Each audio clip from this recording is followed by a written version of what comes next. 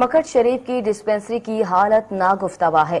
مکڑ شریف dispensary میں نہ female doctor اور نہ فیمیل ڈاکٹر، نہ گیٹ اور نہ ہی چار دیواری ہے، نہ ایمبولینس ہے اور نہ ہی کوئی اور سہولت موجود ہے۔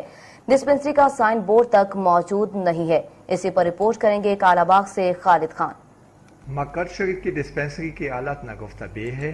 مکڑ شریف ڈسپنسری میں نہ میل ڈاکٹر اور نہ ہی فیمیل ڈاکٹر، نہ گیٹ اور نہ ہی چار دیواری ہے، نہ ایمبولینس اور نہ ہی کوئی اور سہولت موجود ہے۔ ڈسپنسری کا سائن بورڈ تک موجود نہیں ہے۔ کلاس 4 ملازمین ہی ڈاکٹر بن کر مرد و خواتین مریضوں کو چیک کرتے ہیں۔ مکڑ شریف میں صحت کی سہولیات کے فقدان کے بارے میں مقامی افراد نے کہا، کھڈ میں ایک ڈسپنسری ہے اور یہاں کوئی ڈاکٹر نہیں ہے۔ یہاں جو ہے ڈاکٹر کی اشد ضرورت ہے۔ جب رات کے وقت کوئی بیمار ہو جائے تو یہاں سے تقریباً 60 میل دور گاڑی اسپیشل کر کے جانا پڑتا ہے۔ ان نمائندوں کی وجہ سے یہ شہر کھنڈرات بن گیا ہے۔ کلاس 4 بندے بٹھائے ہوئے ہیں۔ میرا بھائی تقریباً 2 مہینے ہوئے ہیں، اس کا بلڈ پریشر تیز ہوا ہے۔ کھنڈرات کا منظر پیش کر رہی ہے۔ وہاں پر گائے بھینسیں پھرتی ہیں، انسانوں کی کوئی دوائی نہیں ہوتی۔